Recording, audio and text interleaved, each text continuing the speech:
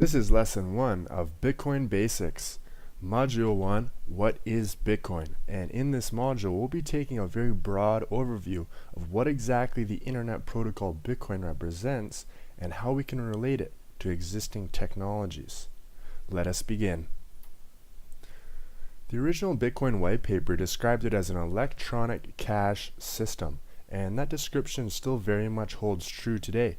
Bitcoin can be thought of as a very novel and 21st century way to move money. Indeed, it is truly a new form of money as a technology.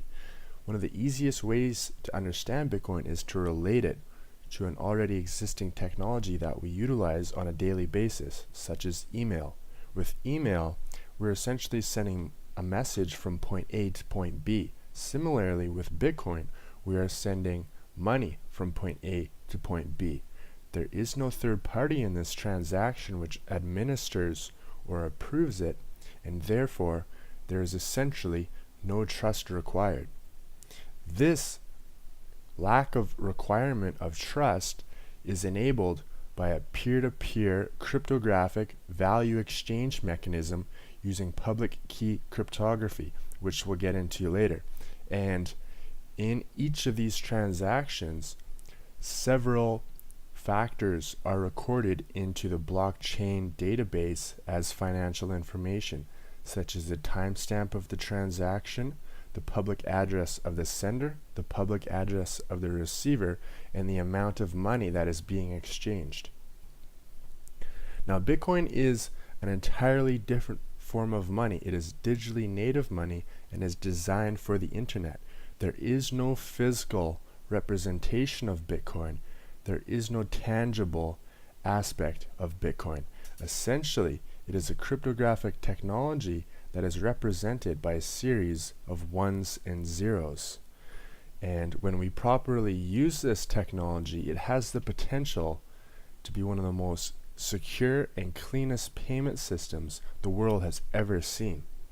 Essentially, this security and this verification mechanism is formulated by an economy of networked computers, and by that we mean thousands of computers across the world which are simultaneously competing to verify the transactions that are being made in a process known as mining. For mining the Bitcoin network, these machines and this network of computers is then compensated directly in newly minted Bitcoin, something we'll get to in the later chapters. Now, it's essential for us to understand that the Bitcoin network and the blockchain represents a sort of financial ledger technology. Every transaction that takes place is transparently recorded into this ledger for essentially anyone to see. Every transaction is recorded and verified on this public network, and each transaction is cryptographically signed with an elliptical curve digital signature algorithm. The public-private key pair in this exchange is essentially what makes a Bitcoin network so secure. Every Bitcoin wallet holds a 128-bit public-private key pair, and the private key is what digitally signs the transaction for it to take place. If you're familiar with traditional email encryption technologies such as Pretty Good Privacy or PGP, Bitcoin uses a similar mechanism for public-private key pair exchange, except it is applied to the transfer of value. This brings us to the conclusion of our lesson 1, and a very important step as we begin this exploration of the Bitcoin technology would be to take a look at the original Bitcoin white paper, and it can be found at bitcoin.org/bitcoin.pdf. And if we go to it here, we see the original Bitcoin white paper written by Satoshi Nakamoto in 2008 and originally distributed to a list of cryptography experts, and it reads as follows. Bitcoin, a peer-to-peer electronic cash system. And we will only read the abstract.